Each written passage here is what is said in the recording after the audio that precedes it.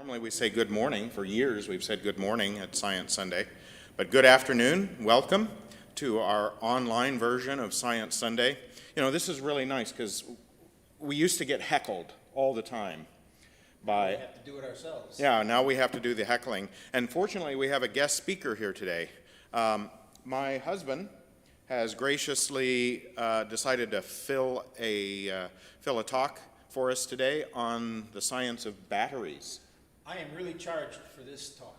That's good to know. That's good to know. Energized. Yeah, energized. Well, you're a natural copper top, so I guess that works out well.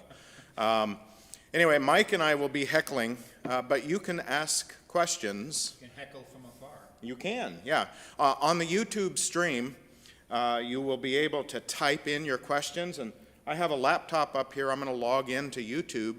So if you have any questions or comments during Dave's talk, type them in, text to the YouTube channel, and we'll see them and we'll forward them to our battery expert. And other than that, it's a beautiful day to stay inside, enjoy the fall drizzle and the beautiful colors from inside, and learn more about science. And I wasn't so particularly enthused about this talk yesterday, but then I just sat quietly on a shelf for a while and held a cord in my hand, and I felt like I got much more charged up for it as the time went by. Yeah. Kind of slowly ramped up to being enthused. Well, maybe it's energized. kind of the positive and negative ions. Yeah, I think I was kind of lingering down a bit, and just residual power or something. So Dave has a lot to live up to here, is what you're saying. Yes. Yeah, okay, high expectations, a high threshold, a lot of voltage to overcome. All right, anyway, thank you for tuning in to Science Sunday. We thank the church. I think Dave's going to thank the church as well. We thank you for being here. Give us a thumbs up on YouTube. Feel free to write comments during the video and comments as you watch this. That's kind of, that's how we get endorphin rushes in our brains, is to get people saying things about the job we're doing and whether or not you're learning and enjoying. Yeah, a little jolt, if you will. A little electric current in the brain. Okay, enough of that. Ladies and gentlemen, I present to you David Clark to talk about batteries. Thank you very much, I think. Hello and welcome. Today we're going to be talking about batteries.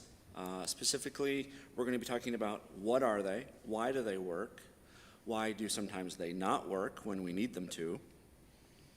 We're going to be talking about the technology in batteries, why we use batteries in some circumstances as opposed to others, and we're going to talk about the future of batteries, where they're going, and maybe a little bit about where they're not going.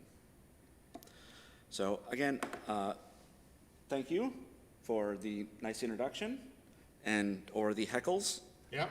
Appreciate that. Just wait. I may just use you as my part-time audience here. I don't know. Yeah. I haven't decided how I'm gonna do this yet. It seems better to I guess out. yeah. Face this way and just kind of you're just kind of the peanut gallery. Yeah, pretend we're not here. Pretend we're the guys on Sesame Street. Right, the old men. The old men on the Muppet Show. That is actually the peanut gallery. Yeah. Yeah, Okay. that works. It'd be nice if the shot on YouTube could just be their heads, like the actual puppets from the Muppets. So I also want to thank the church. Thank you for this forum. Thank you for supporting Science Sunday.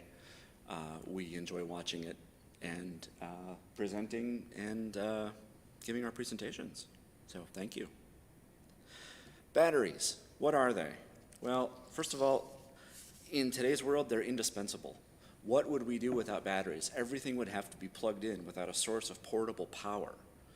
By portable power, I don't mean portable power like a generator that you would have to lug around, although if without batteries, that would be one possibility, right? You may have to lug a generator around. We may have tiny generators, the size of laptops that go with all of our devices, and we might have to refuel them. So having a portable power source is the number one reason to use a battery. You might think that's obvious, but there's other uses for batteries too, which we'll get into. They're ubiquitous. They're everywhere. They're in every device. They're in this device right here. They're in my phone over there. They're in pockets, right? There's tons of them in homes. They're everywhere. When we think about batteries, imagine life without batteries. Imagine life without the ability to transport electricity to where you need it and then use it. Imagine using a TV remote without a battery. You would literally have to have a cord. I've done that before. You have? Yeah, I've had a TV remote without a battery, and it just doesn't work very well. You see what I have to put up with at home? Yeah. So, long ago, they would have remotes that were connected to the television, and that was a normal remote. They didn't do very well. That was not a. You didn't lose them very often, huh? That's true. Yeah. That's true. I guess that's the downside of batteries. They make our devices more portable. Plus side, they make our devices more portable. The negative side? The negative side. Losable. That's right, they're more losable. Is the negative side the batteries? There's positives Okay. and negatives. Probably pretty important. One might even say cathodes and anodes to batteries. Another benefit is that, especially now, they're cheap. Compared to almost any time in history, batteries are pretty inexpensive. In fact, they've gotten so inexpensive that we go to the store and we buy a battery and it lasts for years, and we're effectively, as far as the money that we're out of pocket, it's just pennies per day So for most batteries. Bob on YouTube says he used to have a VCR that had a wired remote. So I assume Bob is not one of the Gen Xers. No, Bob would not be a Gen Xer. Yeah. Right.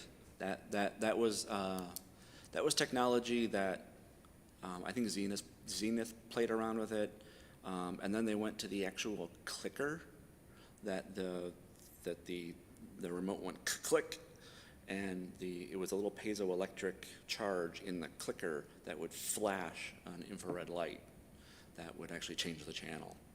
So they still didn't have batteries in their early clickers. They just had piezoelectric generators and click, click. And that's why the clicker was so loud, and why the term clicker is actually still used today by certain generations. Just why we keep them around. I found out all this stuff when I was researching batteries. I didn't know that either until 3 weeks ago. So, again, if you have questions, feel free to ask them on the YouTube channel. We don't have Zoom here today. We're not doing Zoom. So if you have questions, jump to YouTube and ask them there, assuming that you're not already there, because you have to be. So let's give a short history of batteries.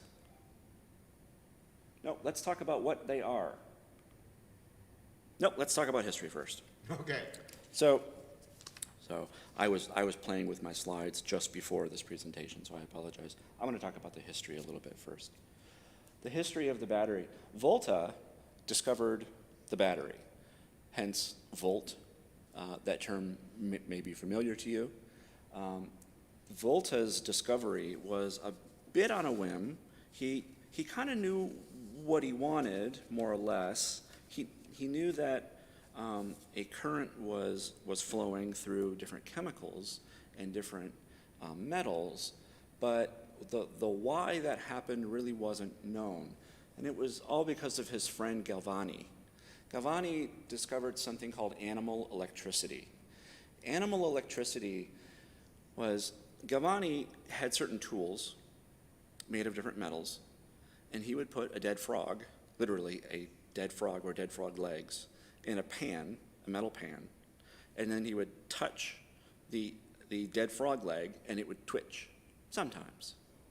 And he discovered that it would twitch sometimes, but only when he was using certain tools with certain pans. And it wouldn't work with an older dead frog. It was only with sort of fresh frogs. Freshly dead. Yes. And so he decided to call this animal electricity because it made the frog's muscles jump. And he could tell that it was muscles because he would dissect the frog. And the bones weren't moving, the ligaments weren't moving, it was the muscles. Well, his friend Volta came over and saw this, pondered about it for a while, and decided that Galvani was probably wrong. What was probably happening was that something, he didn't know what, was moving through these metals and moving through the liquid in the pan.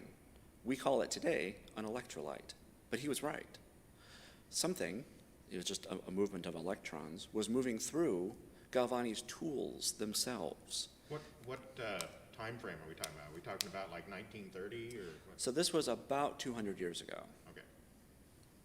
So it was only certain tools that it would work, and so Galvani decided to come up with pincers, one side made with copper and one side made with zinc, and that worked fantastically.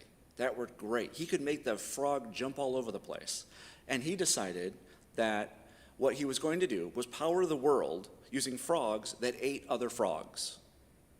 That was his plan. Frogs that eat frogs. He was going to feed frogs to frogs, producing more powerful frogs, and then distribute his frogs throughout the world with these pincers, and then create movement through animal electricity. So you'd be walking around with a frog in your pocket Yes. to power your cell phone. Right. Yeah. Which probably isn't a very good idea, probably because you need a lot of frog legs, and they'd go bad, and all the various issues with them.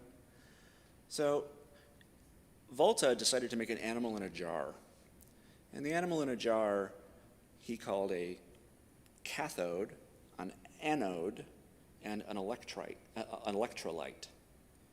And he connected it with a simple wire. And it flowed electricity. Why did it use cathode and anode, do you know? Why are those, what do those So words come from? those particular words are what he named the zinc portion and the copper portion of the pincers that that Galvani was using, and they have a Latin root, Okay. Like most things. like This was all in like Italy, most right? things, They were doing this Right. in Italy?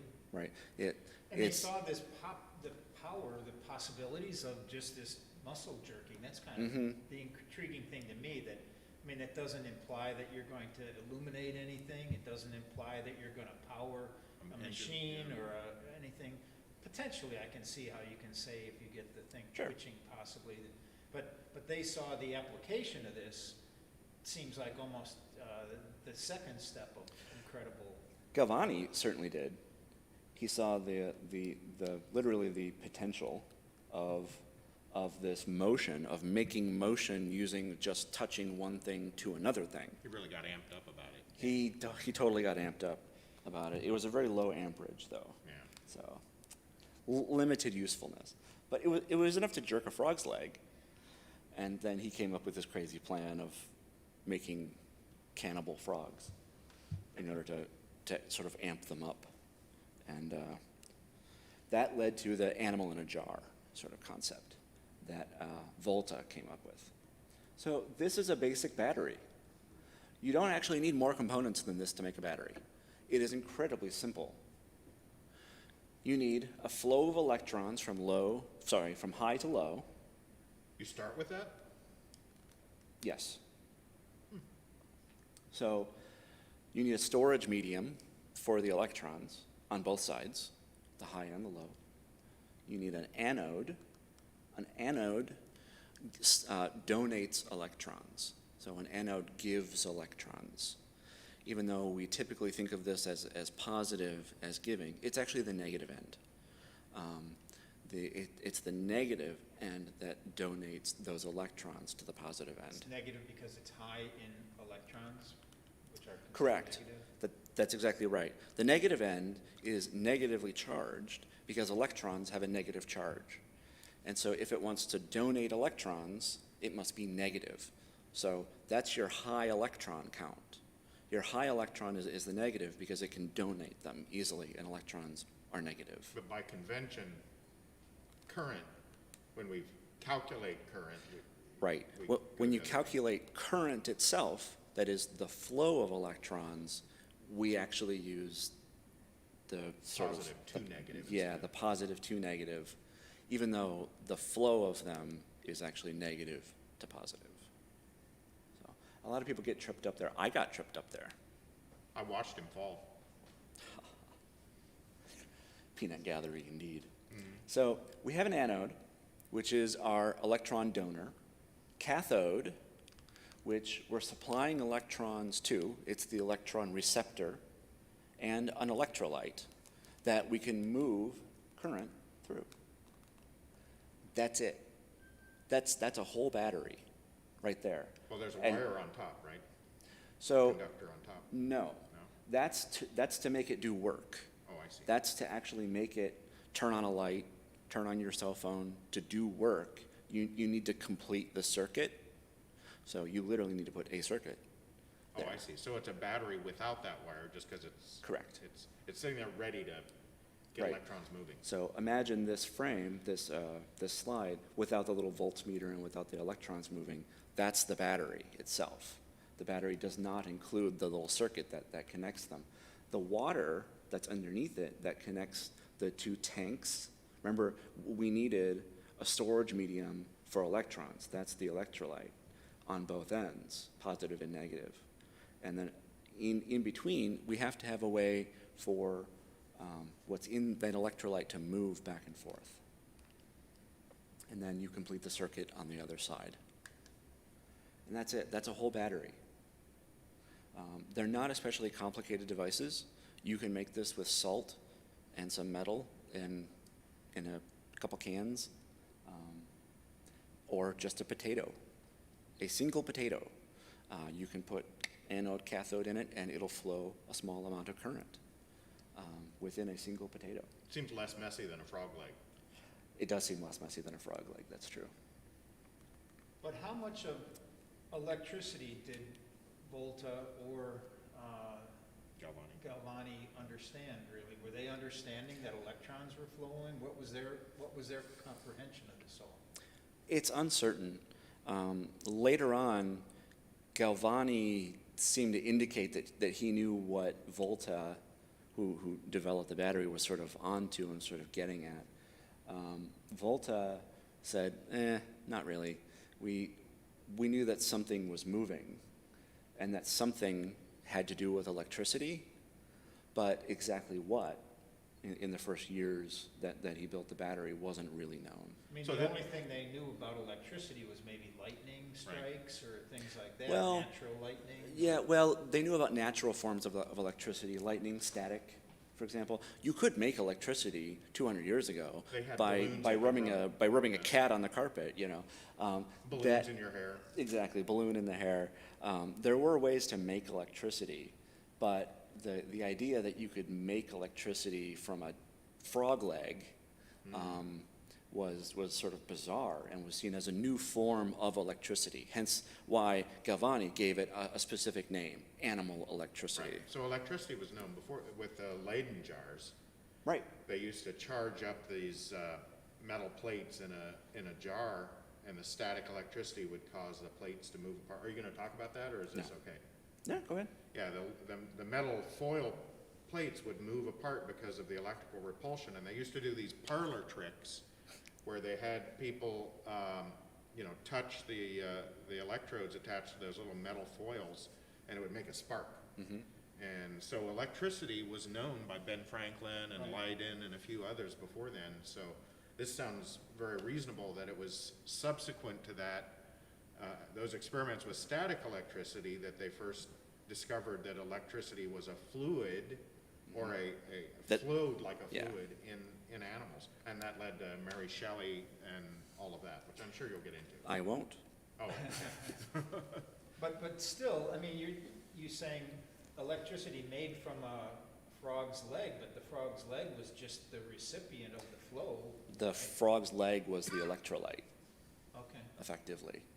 And as current passed through that electrolyte, it made the electrolyte, which also had a bunch of muscles in it, twitch. so what is an electrolyte then?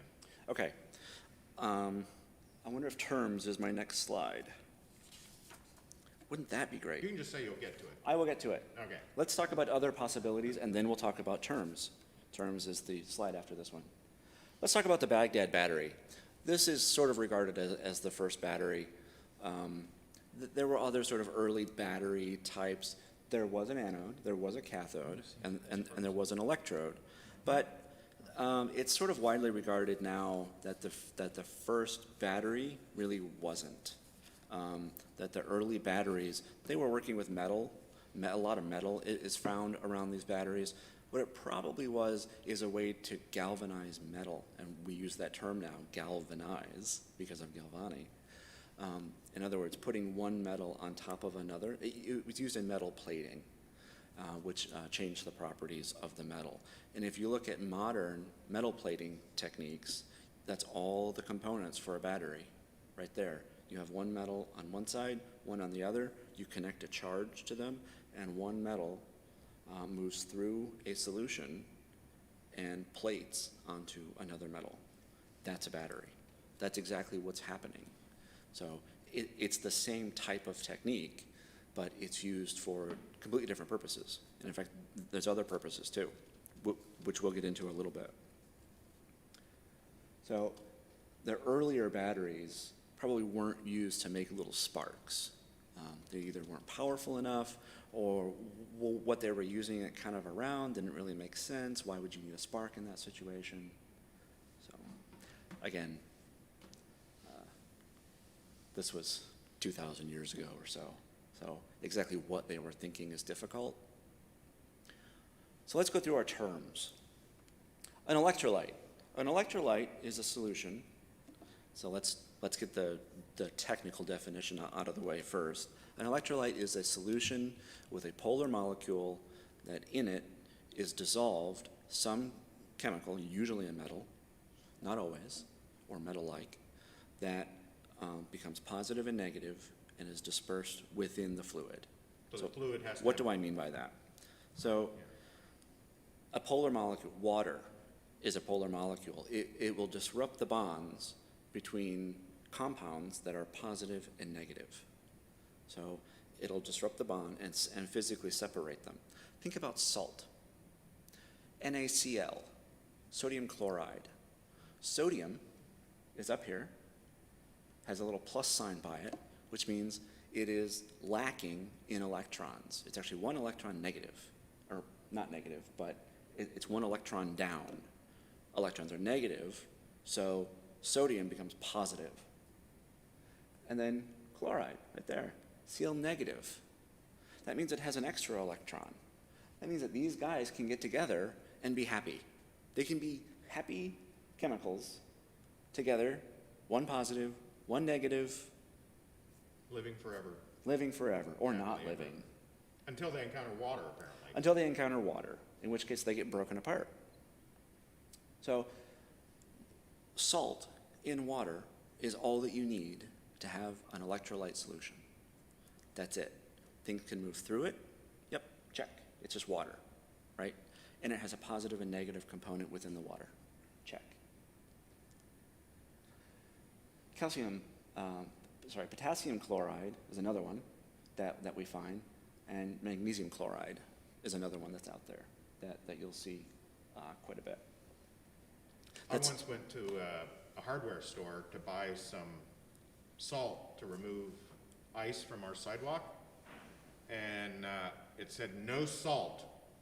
Did not have salt. It had potassium chloride, which is of course salt, a salt. Right. Right. It does have a It's a positive and salt, negative. but not a battery. A salt and battery? Goodness. Get off the stage. So we need a cathode. A cathode flows electrons into it. So it's the recipient of the electrons. An anode to flow electrons out of it, so it wants to be the donor of electrons. We need a current. Current, people use the term current. Is there a current going through that? What's the current? Current just means flow. It means a flow of electrons. That's all. A volt is a car by Chevy. It's also a sort of made up number. Before it was a car, it was something else. Right. Before it was a car. This is a human derived value that we ascribe to the difference between between a positive and negative charge. So whether that be a battery or anything that's positive, meaning that it is slightly lacking in electrons, and negative, meaning that it's has a surplus of electrons, you can get a volt difference between those. And that value is essentially how strong that difference is. That's all a volt is. Don't get mixed up on numbers and how many volts this is and this and that. It's just a measure of how different the positive and negative terminals are. It's the magnitude of the difference between the positive and negative in two different locales. Correct. That's exactly right. And we're going to talk about density. When I talk about density, I'm not referring to how heavy something is or whether it sinks in water, the sort of density that we typically think about. I'm talking about energy density. So per volume, not the weight, but per volume of a battery, how much energy does it output? Certain batteries, nickel cadmium, for example, are mid density batteries, whereas other batteries like lithium ion are very high density batteries. They can output a huge amount of power in a small amount of space, whereas other batteries like alkaline batteries, for example, that you might have in this remote, are much lower density batteries. They take up the same amount of space. You can get a lithium ion battery that is the same size, but it has less power. So it's the power available. Density, not The alkaline not has the less mass power. density. Correct. Yeah. It's per volume, not per weight. So why do we use batteries? We use batteries because they can be used for work. They can do stuff. They can flash a little infrared light or a little RF signal. We use batteries because they're portable. We use batteries because they're lighter weight than lugging around an engine and fuel. And a bundle of frog's legs. And a bundle of frog's legs just to power your cell phone or your Tesla. We also use batteries because they have this interesting ability to be reversible. You can recharge some batteries and physically reverse the chemical reaction that is taking place in the battery. We tend to think of batteries as these sort of unmoving things, but things are moving inside the battery. There are particles and metals that are moving from one side of the electrolyte to the other inside of a battery. We don't see it because it's sealed, but it's still happening. And you can stop it. In fact, that's how batteries fail, actually, especially lithium-ion batteries. The stuff that's supposed to move gets stuck in the solution, in that electrolyte, and it can't move anymore. And that's why your battery on your cell phone dies after a few years. So I want to make one thing clear. We're talking about consumer-level batteries. We're not talking about special one-time use or one-off batteries, like the batteries used in satellites or, what's another, submarines. The batteries in submarines are sometimes different. They can make experimental batteries at university or at enterprise labs. Not talking about those batteries. Those batteries can use pretty exotic materials. I found a ton of papers that were really interesting about crazy things that they're doing with batteries or that have been done with batteries. And it just ended up that these things were just too expensive, using really expensive exotic materials like platinum in batteries and in the early days of graphene, when graphene was really expensive, using graphene in batteries, which is a sheet of carbon 1 molecule thick. Using that in batteries and trying to stick things in the little holes of the graphene to get lithium, to One move. atom And thing, right? yeah, a single atom of it. All this cool stuff, and we may have that one day in consumer batteries, but we don't have it here today. So That thing's up there. Battery's dead. Oh no, speaking of dead batteries, who knows? It's a disaster. It has batteries. It has a little light on it. oh, It's just not working anymore. could you ask the man upstairs? Can you advance it up front, up top? There happens to be a man upstairs.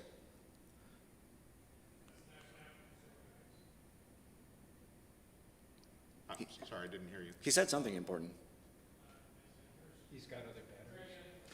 Ah, there we go. Oh, yeah. Batteries were in fact not the problem.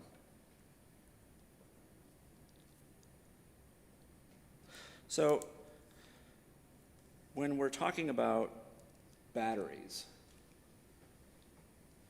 we have up on top there, we have a current flow of electrons. Let's look at the discharging side, right? This is a lithium-ion battery. They're so ubiquitous that I'm just going to use lithium-ion as my go-to. Which side is the discharging? Oh, it's the one that says discharging. It's the one that says discharging. Got it, okay. So you have your electrolyte solution, and you have a separator that physically separates the low charge from the high charge. That's essentially a membrane that keeps the lithium that has lost an electron from mingling with the lithium that has an extra electron. So only the little balls that move back and forth here, those are lithium atoms that have lost their electron and can now travel from one side of the battery to the other. An ion is just some chemical or compound that has lost or gained, I guess, an electron so that it is now positively or negatively charged. So protons are positive, electrons are negative. When you have, in the case of lithium, atomic number 3, you have lithium over here with its 3 electrons and 3 protons and 3 neutrons, but they're neutral. It can give up an electron because it has 1 electron in its outer shell. It gives up that electron. Now it still has its 3 protons, but it only has 2 electrons. So now it's positively charged. And so a positively charged lithium can travel across this little barrier. And then when it gets its little electron back, when it's charging up the battery, it says, oh, I have my electron back, and now it's allowed to go the other direction. Is that barrier stopping them because the atoms are physically too large to pass through the barrier, or why is the barrier stopping them? So different barriers work in different ways. In this case, it acts as a gate that negatively charged lithium are allowed through. Whereas if it were still positively charged or neutral on the other side, that little gate doesn't open. And so it stays closed. So this is just showing the reversal of the chemical reaction to show that, yes, it is actually a chemical reaction. Even though we view batteries as a sort of unchanging thing, batteries change a lot inside. And in fact, certain batteries can become heavier on one side versus the other side because the metals, lithium is a metal, moves on to the other side. Oh, wow, that's cool. That's something that you have to know if you're designing aircraft or specially designed electronics or a particular circuit that has to be weighted in a certain For way. spacecraft, I bet, too. Yeah, spacecraft. This actually tripped up the University of California when they were doing their seismometer study. They were getting incorrect data. Some of the earthquakes were registering incorrectly because one side of the seismometer was weighted a little differently than the other. And it had to be absolutely perfect. Well, they ended up putting a battery in there, and they put the battery in sideways. And so... Just the movement of the ions unbalanced, physically unbalanced it. Huh? Yeah, over the course of years, physically unbalanced it. That's amazing. Caused a little problem. It was a small problem, but... Wouldn't have had that problem with frog legs, just saying. All right, let's talk about types of batteries. There are about 6 different kinds of batteries. Some people break out lithium ion and lithium polymer. For the purposes of this talk, I'm not going to. There's lead acid. That's your car battery. There's alkaline. Those are the batteries that you just buy in the store, like AA, AAA, 9-volt batteries. Nickel cadmium. Nickel cadmium is actually still around. This technology has largely been superseded by nickel metal hydrate and lithium ion. So nickel cadmium used to be the sort of go-to battery, but its energy density compared to other technologies ended up being kind of low, and research has kind of stopped. But it was rechargeable a lot. Right? Yes, but it was quite rechargeable, a lot like nickel metal hydride batteries. So nickel metal hydride is the traditional rechargeable battery that we think of with AA, AAA batteries. If you have a battery pack for your drill that you bought and it doesn't say lithium ion on the side, it's probably nickel metal hydride. Those are everywhere. And then I'm going to break out lithium and lithium ion. Lithium batteries are the high drain device batteries that you buy at the store that are AA, AAA. These things are used in like cameras and sort of high electric drain devices. They are not rechargeable. So alkaline batteries and lithium batteries are not rechargeable batteries. But then lithium ion came onto the scene.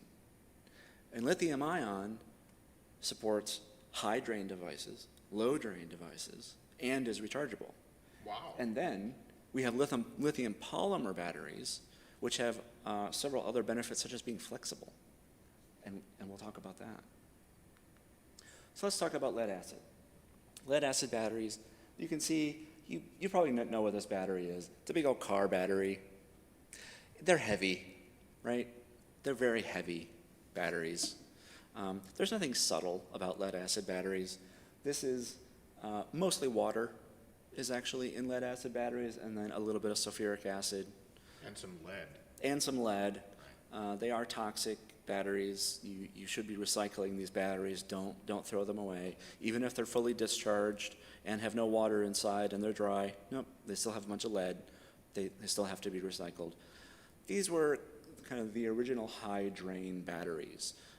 The original motorized wheelchairs, for example, might have used these. Your car uses these. These are the batteries that when you need high drain instantaneously, like you're going to start your engine when it's cold, you need a high drain battery, provides huge amounts of power instantaneously, right away, boom. And you don't really care about temperature so much. It can be frozen, it can be a little hot, it can be underneath the hood of your car, it could be -40. It's still going to provide some power, whereas other batteries at -40 or -20 or even just freezing won't. The electrolyte will actually freeze, and that stops those metals from moving in the electrolyte. It actually freezes in place, and so your battery won't work. Like I said, they're instant on for high drain devices, and why they're used in cars, two reasons. One, instant on and high drain. Two, is that they're very safe. They're not going to explode on you. The only time that they explode is that sometimes the water in them, the water electrolyzes, which means the hydrogen and oxygen separates, and so that's a volatile compound, right? Hydrogen plus oxygen equals kaboom. So don't overcharge these, but your car knows about these. Your car is used to working with these. Your car's computer, your alternator, they got it, no problem. They are normal batteries for vehicles. Your vehicle isn't going to overcharge. And even if it does, they're pretty resilient to charge irregularities. You can overcharge them a bit, you can undercharge them a bit. You'll be okay. Just don't go bananas. So they're pretty safe. Alkaline batteries are primarily used in devices like this and why you buy them at the store because of one reason. Do you know what that reason is without looking at the slide? They're inexpensive? Inexpensive. That's not actually the primary reason. They don't go bad. He's got it. They don't go bad. They can sit on the shelf for years and still maintain, 90, 95+% of their original charge. So when Duracell talks about 10-year shelf life, that's why. It's a function of the alkali battery. That membrane is particularly non-permeable, so things don't travel across it, and it's a really stable battery. There's just not a lot going on in there when it isn't in use. It's literally static. It is a static, meaning unchanging, not static electricity, battery, and it lasts that way for a very long time. It can do higher outputs at heavier loads. However, on down the list, you'll see a sort of negative effect, limited lifespan at higher loads. That's a problem. So it can output, it is capable of being in high demand situations like that camera, but it's not rechargeable and its lifespan is limited at higher loads. So if you have a low load device like a remote, this is the battery for you. Regular alkaline batteries, they'll last the longest.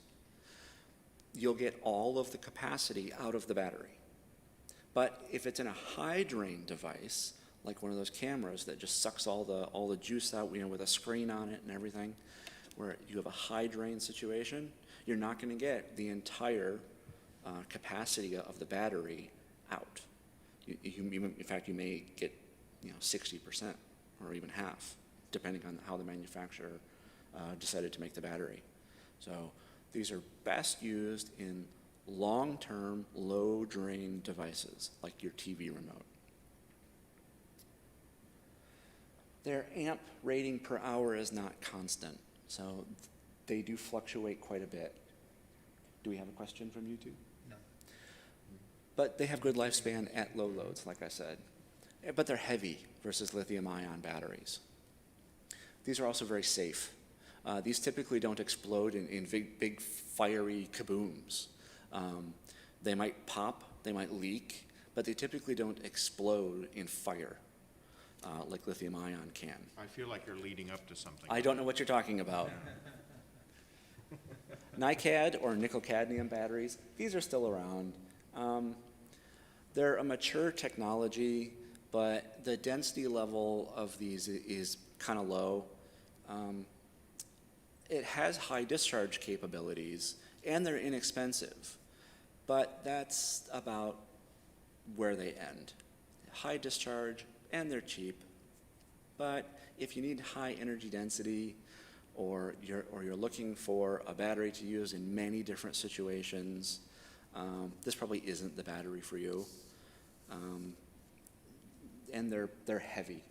They're a very heavy battery, and they're slightly toxic, so that's not good either. Nickel metal hydride batteries, on the other hand, are the new go-to battery for many devices. They're an older, stable technology. They've been around for a long time. They're based on nickel metal cadmium technology, again, which is a mature technology. They have much higher densities than nickel cadmium. So they can hold more power in a given volume. They have high output, just like nickel cadmium batteries, and they're not toxic. Don't throw them away. You should still recycle them. They can still cause problems in landfills. They're non-toxic. I mean, you can eat them? I wouldn't recommend eating them, Okay. no. But there's nothing in this battery that is inherently toxic to the human body in that if you get a little bit of the individual components on or in your body, it's necessarily going to kill you. Our friend Bob online says that the Duracell AA's have about a 10-to-1 difference in power output between low drain and high drain applications. So it's even greater than 50%. Yeah, it's amazing. Yeah. You don't, the alkali batteries in high drain situations, they really fall short. Don't use them in a camera or No. a little fan motor or something like that. Yeah. You want to use a battery that's specifically for high drain devices like a lithium battery that are for high drain. But lithium batteries are not rechargeable. So you can get lithium 9 volts or lithium double or triple A. All right. We're going to skip over lithium because lithium is very similar to alkaline technology in how the consumer uses it, except that it is great for high drain devices. You get more for your buck when you put it in a high drain device. Like you just said. Exactly. Let's move on to lithium ion. I'm going to sort of couple this with lithium polymer. It's the same basic technology. There are only a couple differences. Oh, did I do that? So Lithium ion is a high-density technology that is in the volume used, you can get a lot of power out of it. That's why it's used in cell phones and laptops, right? It's lighter weight, again, cell phones and laptops. But the downside is that they're somewhat fragile. It requires special charging technology and special circuitry in order to make lithium-ion batteries happy. It's really easy to make them unhappy. If you keep them discharged for a long time, or if you overcharge them, they can become quite dangerous. So you don't want to overcharge a lithium-ion battery. That's why your laptop, your camera, your cell phone has special technology that's designed just for that battery. Just for that particular battery at that particular voltage at that particular capacity, which we call milliamp hours. So how many milliamps can it give you for how many hours? Milliamp hours, right? So that's one of the downsides of lithium ions. The other is that they can explode. If mishandled or mischarged, they can physically explode. Lithium polymers are flexible. This is the primary difference between lithium ion and lithium polymer. Lithium ion generally is not considered flexible and has a sort of defined shape. Lithium polymer can be all sorts of shapes, any sort of shape. So you can put it on wearable technology, for example. Like the iPhone uses, so that they can make weird shaped the batteries are not changeable in those. I was wondering if that's the polymer. I don't know about iPhones. Okay. The newer cell phones with curved screens that are bendable, I know that Samsung has showcased some of those use lithium polymer batteries. Usually, though, they just use lithium-ion batteries and just put them in an area that doesn't move very much. But it is possible to make a lithium-ion battery that is quite flexible and can move with you. I don't know if they've made workable batteries that can, bend around and, twist around your finger or something like this. But it can certainly bend with you. And the other major advantage of lithium-ion batteries is that they come in all types, subtypes, custom types, and are currently manufactured all over the world. All the types are manufactured. You can go on Amazon or your favorite battery site, because everyone has a favorite battery site, right? And get whatever battery you want. The ubiquitous battery right now is called an 18650. They're used in Teslas. They're used all over the place. I guarantee that if you like electronics, you have 18650s in your house, in your laptop battery. If you have a Tesla, you have 18650s. The newer ones are kind of going to different technology, but they're based on the What about a 18650. I don't know about the Volt. Okay. The Volt and the Leaf use, I think, different technologies. Okay. But the 18650s are otherwise they're everywhere. They're a ubiquitous battery. And to show you an example of a lithium-ion problem, we're going to play this video. Explosion that happened yesterday at Orlando's International Airport. A camera battery blew up Friday night, forcing thousands of travelers to have to evacuate. A total of 24 flights canceled. You can see the crowds pouring in after the airport was cleared. Here's the footage of that blast. The camera inside that black backpack, you see a TSA agent quickly dragging it away from the crowd. Well, officials said the lithium-ion battery inside overheated, but police initially thought that blast was actually a gunshot and halted all flights for several hours. Some of those delays even rolled over until yesterday morning. Explosion that... So you can see that that was a lithium-ion battery in someone's rechargeable camera that exploded. And as the newscaster said, originally security personnel thought that there was a gunshot. Lithium-ion batteries don't just go splat and then leak out some of their innards. They can explode. And if you're holding them, not only do they get incredibly hot, but they outgas very hot gases, as well as some of the material in the batteries, which can be devastating to organic material and can set other things on fire, including you. They get to hundreds or thousands of degrees. The reason for this is because a lithium-ion battery The way that they're constructed, when the internal components of the battery short circuit inside the battery, I'm not talking about taking the wires that come out of it and then connecting them, but internal to the battery, if the components that are supposed to be negatively and positively charged connect internal to the battery. And remember, these are tiny batteries. Your cell phone battery is small, so we're not talking about a lot of distance. If they become punctured, or if there's a manufacturing defect in the battery, or if they get overcharged and they start to bulge a little bit, that's what happens to lithium-ion batteries often when they get overcharged. They physically get larger and they push those two components together.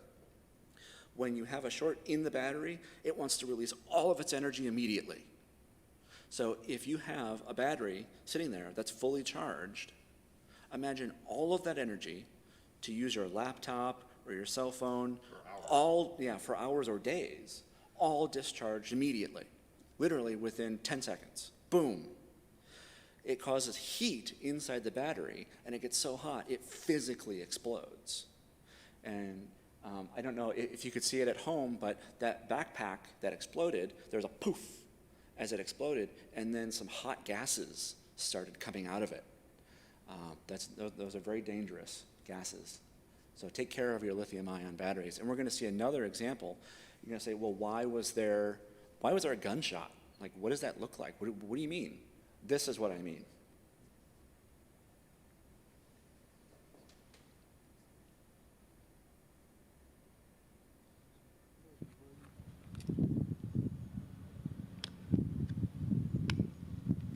So he hasn't punctured it yet. Not a good thing to do at home. You'll know it when he does. He's puncturing a battery? And we're going to see it in slow motion here. You can see the instant that he punctures his battery, kaboom! And the casing inflates like a balloon. And that's the leftover. So we can actually see that one more time. So this is what I was saying, that all of the energy in the battery gets released all at once. When you have an excess amount of energy, entropy says that that has to be released as heat. Well, that's exactly what happens. It all gets released as heat instantaneously, which sets the outer casing on fire. And in fact, if it weren't for the outer casing, which blew up like a balloon, in fact, they're specifically designed to do that, so that they don't spray you with the internal acids and shrapnel of the battery, which could potentially kill you. So sometimes these batteries in difficult use scenarios where they're going to get jostled around a lot or may get poked, like Tesla, for example, lines the bottom of their cars with Kevlar, so that if there's something in the road, because the batteries are along the bottom, if there's something in the road that punctures the bottom of the car, you have that extra resistance of that Kevlar, plus there's actually other things. There's a plastic layer that's highly resistant to puncture. I think they supply you with the first generation, they supplied people with Kevlar underwear. Oh, right, fire retardant Kevlar underwear, right. Why? That's the easy way to get a Tesla to the moon. You just puncture it. Yeah, help their sales. So I'm probably going to get a question here pretty soon about the memory effect of batteries, or called voltage depression. We don't really have to deal with that so much. That comes up a lot, though. So the memory effect of batteries is when you're using a battery and it's discharging, and then you want to charge it up. You plug it in, and it charges up, and either it doesn't charge up all the way, or when discharging the next time, it won't discharge all the way. It stops kind of where you started charging it. Modern batteries don't have this problem. This was predominant in nickel cadmium and nickel metal hydrate batteries. So that's related to a question we have online. I knew I'd get one. How efficient are lithium-ion batteries when you charge them? How much energy to put in versus how much do you get out after you charge them?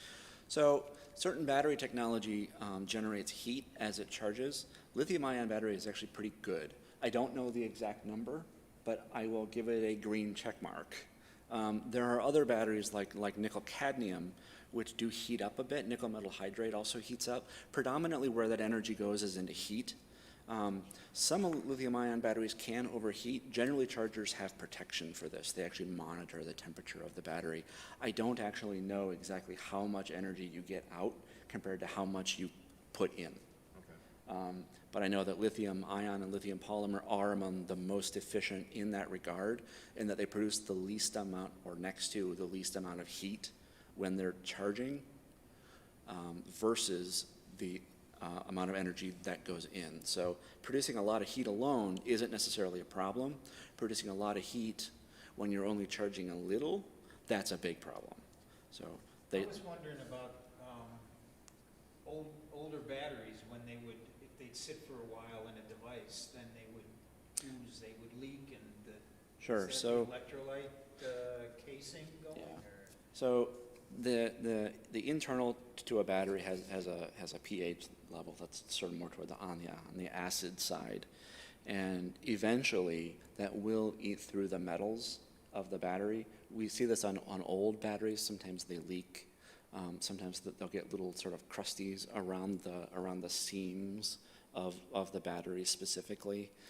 That's a little bit of outgassing, a little bit of electrolyte sort of coming out. There are other reasons for that sometimes. Sometimes on car batteries, the little fuzzy buildup will happen around the negative terminal. That's a different phenomenon. That has more to do with the battery itself outgassing a little bit, and it sort of being attracted there. So, but That's not a common thing in the newer batteries no, that's not a very common thing at all, especially with lithium ions, because lithium ions have to be very well sealed. Because if they do rupture, they have to be able to contain that rupture. Almost all top tier and mid tier lithium ion manufacturers now test their batteries against puncture, and if they are puncture, do they actually explode with shrapnel? And almost all major companies, Samsung, Apple, and all that, does their own testing on their manufacturer's supply of batteries to sort of get that double level of protection to make sure that that battery isn't going to hurt you. Where is lithium acquired? How do manufacturers acquire it? Is it You mine it. What's that? You mine it. So they take ore, rock lithium, Right. ore or whatever. And, Yep. Lithium is mined out of the ground. There are several places around the planet that supply lithium to manufacturers. One of the big ones is actually Australia. Australia has a good amount of lithium. China does. The U.S. has some supply, but you mine it like any other mineral. You have to mine it, then purify it, and depending on where it is on the planet and other things that it's mixed with, different lithium may be preferable to other lithium because it's much easier to purify, or it may have impurities in it that you actually want. That happens too. So, just like crude oil or nickel, you just go mine it. But it's a very light element, obviously, but it's in the It rock. is, correct. Yeah, it is. Is it an igneous rock, or sedimentary rock? Or? I don't know the answer to that. I don't know. It know loves that. ionic reaction, so it's probably bound to something. Yes, lithium typically isn't just found in a pile of lithium. It's typically bound to some other chemical. Lithium oxide or Yeah. something. So there are several mines in the world that they have discovered that it actually fell to Earth as a meteor, crashed, and that meteor happened to just be rich in lithium. And so they can just go in and they're effectively just mining the meteor that fell out of the sky. That's interesting because I was at the crater in Arizona, and there was a whole effort. This thing is a mile across or something like that. Yeah. And there was an effort for dozens of years by some New York magnate. He came over there and he was going to find this meteorite that was in the center of this crater and find all the elements in it that were going to be, in much better shape, much more contained and so on. But it turned out that actually there was very little left. There were just shards of it all around because it atomized as it hit the atmosphere and as it hit the ground. And he thought he was going to make his living on this giant slug of meteorite that was in the ground, but it was not there, not to be found. Darn it. So close.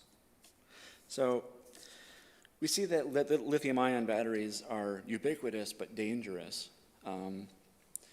Why do you think some lithium-ion batteries are banned on airplanes? Just going to throw that out there. Why do you think? All right, Must so be explosive. Oh, okay. They're explosive. Thinking outside the peanut gallery here. Fuselage. Yeah. maybe the change in pressure causes a structural stress on the battery. Could be. Because if a battery's in the cargo hold and it's in a very low pressure area, maybe that causes a mechanical stress to build up inside the battery, and it's more likely to short out and explode. You would think that they'd be made strong enough that they could overcome it, but it's maybe like a residue or a remnant of what they originally did when they first made batteries. Everyone was being especially safe on it. Nowadays, it probably might not have as much impact as we think it might, but no one wants to change the rules. As much impact, see what he did there with the whole explode thing. So there's two primary reasons why certain lithium-ion batteries aren't allowed on airplanes. One is that they have too much capacity. Remember, all of the energy in that battery gets discharged all at once, kaboom, over the course of just a few seconds. And so if you have a large capacity battery, which are typically physically larger, which is why certain laptops aren't allowed, certain batteries on laptops. If your laptop has a battery that's over 10 watt hours or something like that, it's not allowed on an airplane. I'm totally wrong on that number, but contact the FAA if you have questions, or just go to their website. Dave said it. I know, right? It's like 10 kilowatt hours. It's a high number. I 50 mean, megawatts. yeah, 50 megawatts. You can run your laptop for hours off of a smaller battery these days. But if you have a particularly large battery that has a lot of energy capacity stored in it, if it were to become punctured or damaged, or there was a manufacturer defect that became evident because of the pressure change, that would be a big problem. A small battery, small problem, right? Big battery, big problem. The other reason is because of a known defect in those types of batteries. So certain Samsung phones can't go on airplanes because the battery in them is defective. There's a higher incidence. It's still not very high in terms of the total number of phones out there, but if it were to happen aboard an airplane, it could start a fire and then bring the airplane down. And so if you have a lithium-ion battery, just make sure that you're safe to fly with it on airplanes. There's other scenarios, or other specific scenarios in which high-capacity lithium-ion batteries aren't allowed. Those are unusual, but Time check, we're 5 minutes yep, over. So. and typically has to do with the profession that you're in. So basically, limit the size of the problem. That's why some lithium-ion batteries are not allowed on aircraft. So when we talk about batteries, it's hard to avoid talking about electric cars. You can see that in a car, the same function is happening. It's a physical reaction in the battery, moving those lithium ions that now only have 2 electrons instead of 3, over to the positive side. So to balance everything out. Remember, the negative side is the donor. It's giving up electrons, and then it has to rebalance on the other side. So it moves through and then changes the weight of the battery. This is where the battery is getting lopsided. Right. It is, that's true. Very slightly. It's not a lot, but it is some. So when you charge up your battery, when you discharge the battery in your car, that physical phenomenon, in the case of a Tesla, is happening right below your feet. The battery is in the floor. And there are a ton of 18650 batteries in your Tesla. There are hundreds or perhaps thousands of these batteries all lined up neatly in a row in battery packs with special charge circuitry at the end of each pack. And there's multiple packs. So that's how they get the sort of oomph out of the battery is by not lining them all up and draining them all at once, but having separate battery packs doing different things with different circuitry, and then drawing them out all at once in high drain situations, otherwise conserving their capacity and their life by draining and discharging ones with that intelligent circuitry. Difficult to talk about batteries without talking about Tesla. The future of batteries. Graphene has become incredibly cheap. It used to be that for 1 cubic centimeter of graphene, it would cost about $1,000. 1 cubic centimeter of graphene. That's it, $1,000. And now it's about a penny for 1 cubic centimeter of graphene. That graphene can do all sorts of things in batteries. It can act as a barrier, it can act as a conductor, it can act as a very thin isolator of energy. We're probably going to be seeing a lot more graphene in future batteries. Graphene, again, being a single layer of carbon atoms. Tesla built its own factory to make its own batteries called the Gigafactory. In 2010, they were producing batteries that did 1 kilowatt hour for $1,000. And that's the batteries that were going into cars. Now that same battery made at the Gigafactory is about $100. And that's in 9.5 years. They've dropped that price down so low. And then what you say about the graphene, at some point in the foreseeable future, whole new battery technologies will come online that improve the density, right? So there's a couple of completely different technologies. One is sodium ion. Sodium would take the place of lithium ion. The other is replacing the sort of carbon and some other aspects of the battery internal to the battery with silicon. So silicon transfers electrons a lot easier, but there's some major technical challenges to getting it to exist inside the environment of a battery. So eventually we will get there, but we're not there today. And that is Tesla's whole goal. They want to reduce that cost, the $100 per kilowatt hour, to a third of that at twice the density. Remember, we were talking about density, that is per unit volume, say this big, right? Energy density. Energy density. So we have this much volume. How much power can we get out of that much volume? So because you can't carry a whole car's worth of battery around you just to run your car, right?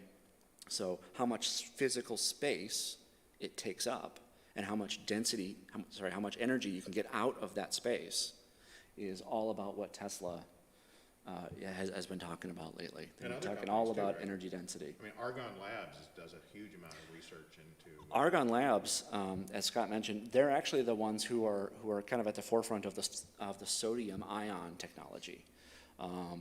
They are the ones who are kind of the go-to for papers for companies to look at to see where the technology is and whether they want to invest in it. It's Argonne Labs. So that's battery technology. I did not bring any examples of batteries with me, as you may note, because I figured we all know what batteries look like. So when we can all get together, you can do some demos. Yeah, when we all get together and this whole COVID catastrophe is over, I came up with a couple demos to do to show that batteries do work and that they can cause all sorts of different interesting chemical reactions and that the reactions are actually happening inside the battery.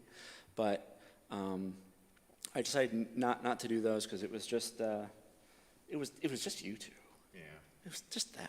You know, an interesting point, the first Science Sunday we ever did, I talked about batteries and bulbs, and it's actually based on some of the science I taught when I was an elementary school teacher. And you hand kids just a regular D-size battery and a light, like you'd put in a flashlight, and some wire. Sure. And you ask them if they can get the light to light. And it's actually, you have to make a circuit, and the aspect of how to do it is very challenging for young kids. They are figuring out, but it's an aha moment when kids do this. I was trying to bring it back to Volta and Galvani and so on, and see, what kind of things must have been going through their mind as they saw this transfer of some kind of power, making a dead frog's muscle jump. And many of us have done that in high school, I think, Sure. that whole aspect too. But just to get that aha moment, and there's so much of that, I think, in electricity that, is harder maybe in some of the other sciences or the other areas of science. Yeah, batteries are very much a hands-on technology. It's a physical aspect that happens with physical wire and physical electrons and physical chemicals and The movement of chemicals. Yeah. I know we're a little over time, but could you take a minute and talk about the difference between a battery and a capacitor? We also hear about high energy density and capacitors might be useful. So a capacitor is different than a battery. A battery is a chemical store of energy. I know that I didn't specifically state that in my definition of a battery that I used up there, but a battery has to be a chemical store of energy. It can't just store some electrons. A capacitor is not a chemical store per se. It does use differential charge, but those electrons are available immediately. They don't have to go through a lengthy chemical process like releasing an ion and then traveling across a membrane. The electrons are stored sort of ready to go, either on sheets of As a static aluminum charge, or something, as a static charge, usually on the surface of something, and then that surface is kind of wrapped up inside the capacitor. And then when you touch it, poof, it just connects the circuit, which is already ready to go and gives you all of that charge immediately. So the battery technology is a slower but typically higher capacity technology. Capacitor is a faster but lower capacity. Total energy density. Lower total energy density. All right. Well, Do we have any further questions? yeah, we've got some people that made some good comments about their experience with battery technology. I know we've got a couple of real science enthusiasts. I think there's a model rocket builder who joined us and talks about battery use in some of his experiments and whatnot. But I think I've shared with you the questions, and we had quite a few people watching, so. Hey, great. That was it. Fantastic. Thank you very much for tuning in. Glad that you were here to watch my talk. So please leave comments at the bottom. I will read them later today. So thank you very much. 2 weeks from today, we'll talk about another more level of consciousness like we had talked 2 weeks ago. So sounds fun. Preparing and planning for more on that. So thanks for showing up, and it's been a wonderful talk. Dave, thank you very much. Well done. Appreciate it very much. Thank you. Thanks. Take care. Right.